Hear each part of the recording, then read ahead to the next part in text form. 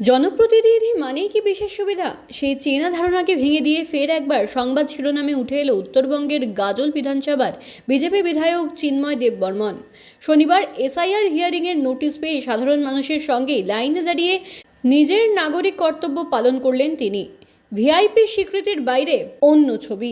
সাধারণত সরকারি দফতর বা কোনো শুনানিতে জনপ্রতিনিধিদের উপস্থিত হওয়ার ক্ষেত্রে বিশেষ ব্যবস্থার চল দেখা যায়, কিন্তু এদিন গাজলের চিত্রটা ছিল একেবারেই ভিন্ন। বিধায়ক হিসেবে কোনো বাড়তি সুবিধা না নিয়ে আর 5 জন সাধারণ নাগরিকের মতোই দীর্ঘক্ষণ লাইনে দাঁড়িয়ে অপেক্ষা করেন তিনি। বিধায়কের বক্তব্যের প্রসঙ্গে চিন্ময় দেববর্মন জানান, আমি আগে এই দেশের একজন নাগরিক, তারপর জনপ্রতিনিধি। সাধারণ মানুষ যে প্রক্রিয়ার মধ্যে দিয়ে যান, আমারও সেটাই করা উচিত। এতে সাধারণ মানুষের সুবিধা অসুবিধাগুলো যেমন কাছ থেকে বোঝা যায়, তেমনি নিয়মের প্রতি শ্রদ্ধাও বজায় থাকে।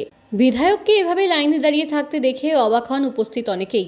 স্থানীয় বাসিন্দারা তার এই সাদামাটা জীবনযাপন এবং কর্তব্যপরায়ণতার প্রশংসা করেছেন। তাদের মতে, জনপ্রতিনিধিরা যদি এভাবে সাধারণ মানুষের পাশে এসে দাঁড়ান, তবে প্রশাসনের প্রতি জনগণের আস্থা আরও বৃদ্ধি পায়।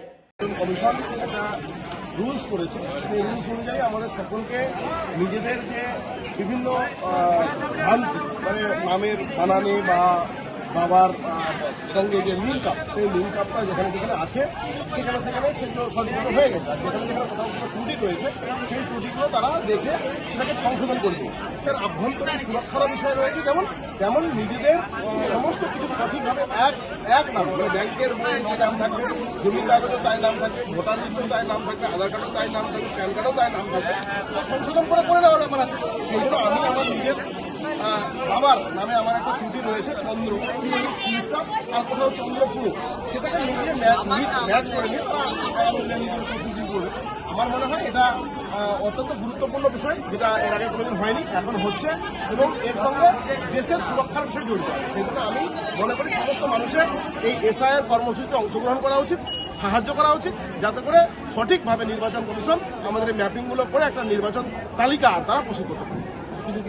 পরিবার শুধুমাত্র আমার একা, আমার পরিবারের সব ঠিক আছে। আমার বাবার নামের ক্ষেত্রে কোথাও ত্রুটি রয়েছে, সেটা আমার শুধু একা।